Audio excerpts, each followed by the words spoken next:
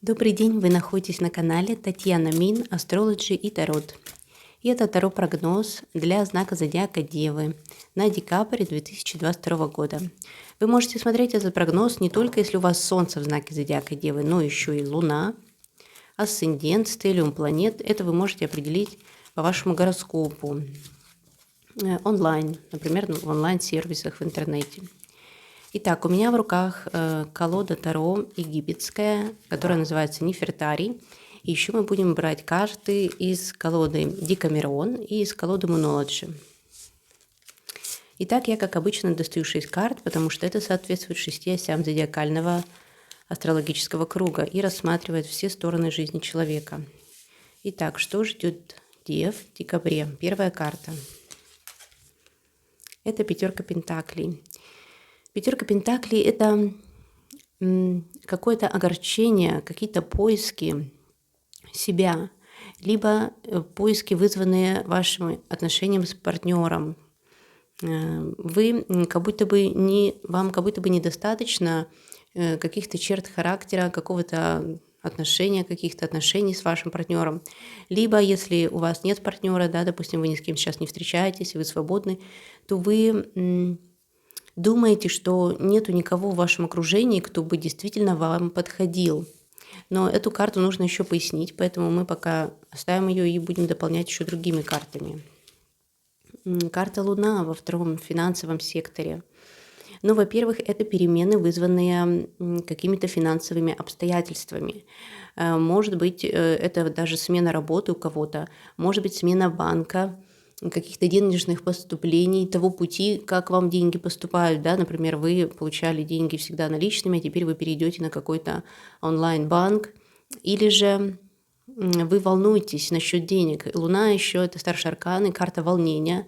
Может быть, у вас предстоят какие-то крупные сделки, либо даже у кого-то покупка недвижимости, может быть, вынужденный какой-то переезд, на который вы должны потратить определенную сумму денег, либо вы что-то такое планируете, что связано с вашей семьей, может быть, даже с вашими родителями, дела какие-то связанные с наследством. Но это довольно серьезные дела по Луне, все-таки это старший аркан, и это может, конечно, вызывать у вас беспокойство. Может быть, вы не знаете, как вам, куда вложить деньги, или стоит ли продавать сейчас жилье, стоит ли переезжать. Вот такие волнения, сомнения, страхи. Но определенно, скорее всего, ситуация какая-то назрела, связанная вот с такими крупными финансовыми делами. Поэтому вы, скорее всего, будете решать это в декабре. Семерка пентаклей. Здесь вы тоже, у нас уже выходили пентакли, и я вижу, что здесь вы, возможно, много обсуждаете что-то с вашими близкими людьми, партнером по поводу финансов, опять же, да, потому что это пентаклевые карты. Может быть, вы занимаетесь каким-то образованием в этой сфере, то есть вы ищете какие-то новые пути заработка, доходов, расходов, вкладов, новых поставщиков, может быть, вы ищете. И вот здесь вы по карте семерка пентаклей тоже можете ожидать каких-то доходов, но они не сразу к вам придут. Может быть, вы ведете какие-то переговоры с этим связанные.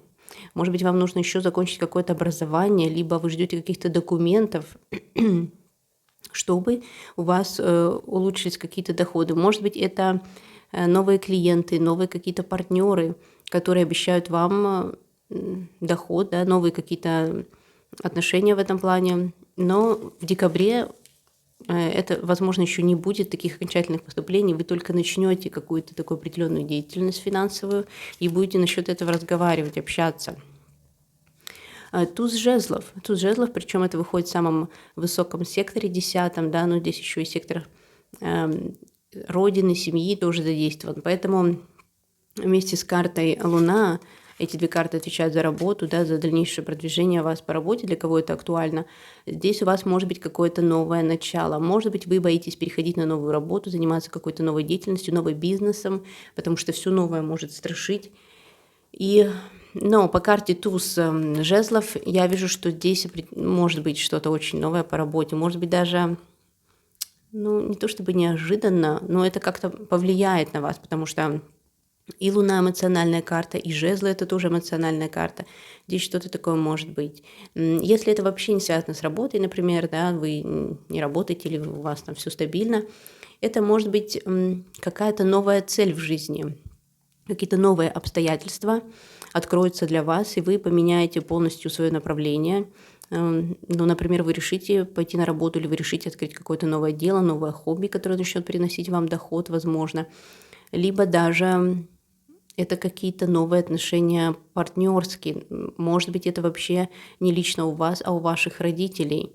Может быть, это даже не лично у вас, а у вашего, например, начальника по работе тоже. То есть 10-й сектор – это все вышестоящие люди, а тузы – это показатель какой-то новой энергии. И здесь по жезловым тузам это какая-то новая огненная энергия.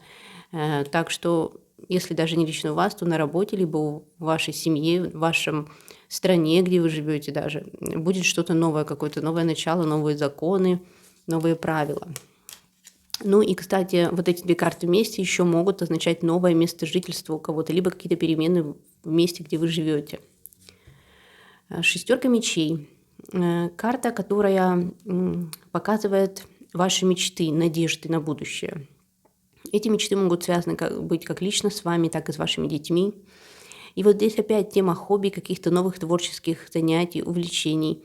Возможно, вы думаете чем-то заняться. Может быть, вы хотите дополнительный заработок. Или это вообще связано как-то с вашей самооценкой, вашим новым взглядом на жизнь, вашим новым кругом общения.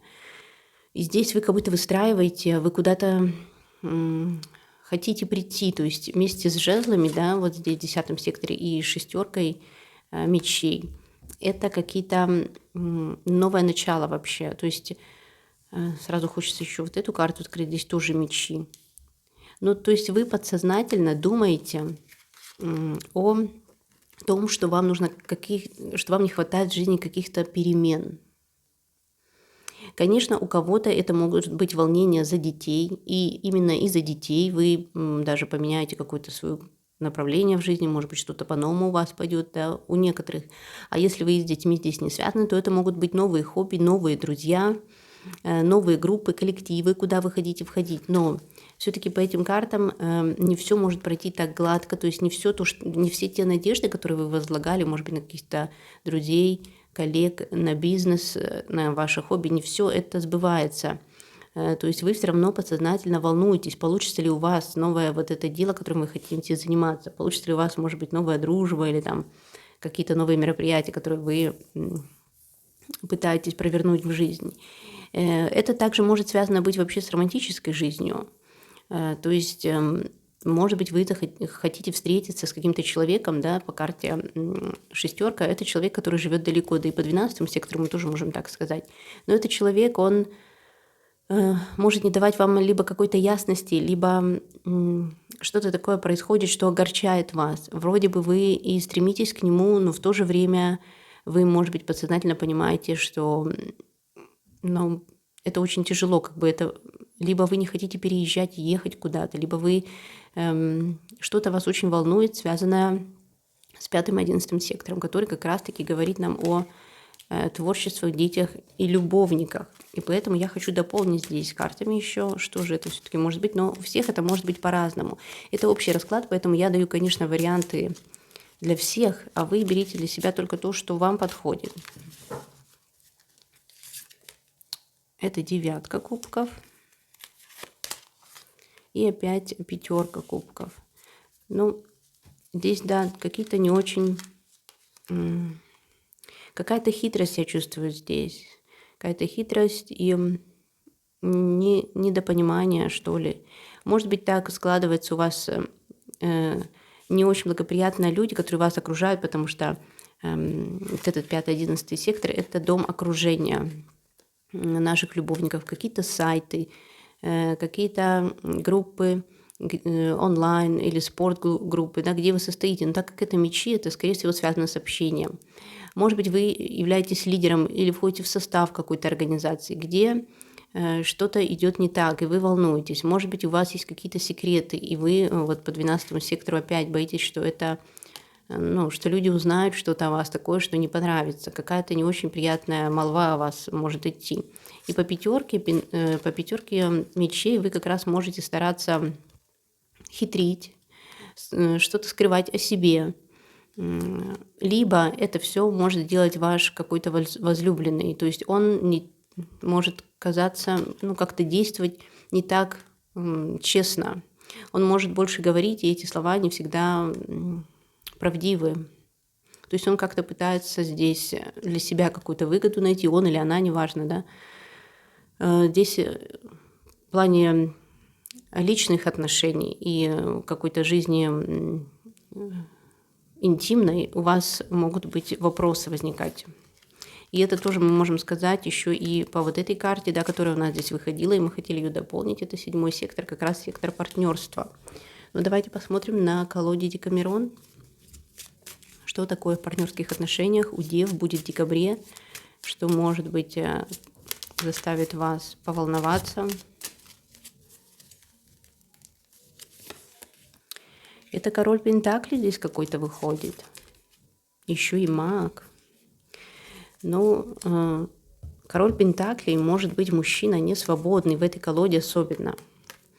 И он обеспеченный, конечно, да, но у него есть что-то еще. Есть какая-то другая женщина, либо какие-то, например, финансы, работа, что-то стоит выше отношений с вами. По крайней мере, так может быть в декабре. И опять же, как я говорю, что не у всех.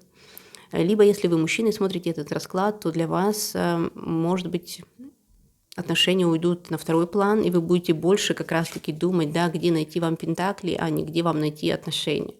Может быть, кто-то будет еще более корыстный и будет искать женщину, которая обеспечена, да, как-то вам не захочется, может быть, тратиться много на отношения. А по карте маг это тоже манипуляции, но это тоже в данной колоде такая карта,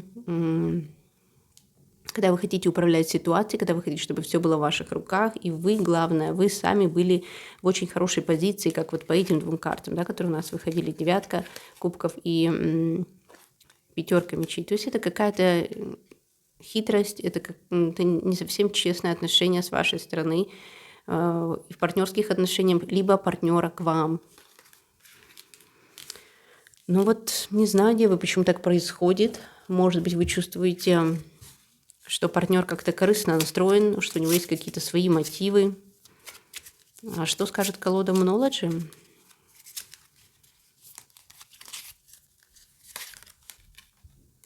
Это новая луна затмения. Новая луна затмения – это, конечно, всегда перемены и приближающаяся луна. Эти карты, они могут говорить о том, что вместе особенно, да, вот с этой картой, они могут говорить о том, что приближается развязка каких-то событий. То есть либо, возможно, уже вы знаете даже, что это было, и сейчас вам надо решать, как вам дальше жить. Это будет что-то новое или... Потому что, если вы не откажетесь от чего-то, вы, скорее всего, уже даже отказались. Уже, скорее всего, в вашей жизни были такие события, по которым вы решились на что-то новое. Это могло быть даже не по вашей воле. Что-то такое могло быть, что сподвигло вас к этому. И по новой луне в затмении это уже какие-то неизбежные перемены. Они могут связаны быть как с партнерскими отношениями, так и в целом вообще с укладом вашей жизни. Кстати, по поводу уклада вашей жизни, да, в целом это вот 9 мечей. Здесь что-то, возможно, уходит от вас. Какой-то распорядок дня, какие-то люди, которые вас окружали, место, где вы жили. Что-то такое, с чем-то вы прощаетесь, вам не хочется, чтобы это уходило, но время пришло, идет какая-то новая полоса. И вот, судя по этим картам, я могу сказать, что здесь могут быть какие-то перемены у вас в жизни, и вам, наверное, лучше самим определять для себя, что вы хотите в дальнейшем. По тузу вам нужно решиться на что-то. У вас есть, в общем-то, для этого энергия. Не зацикливаться на каких-то других отношениях. Может быть, вы находитесь под влиянием какого-то мужчины, да, который вот так манипулирует здесь. Это очень может быть.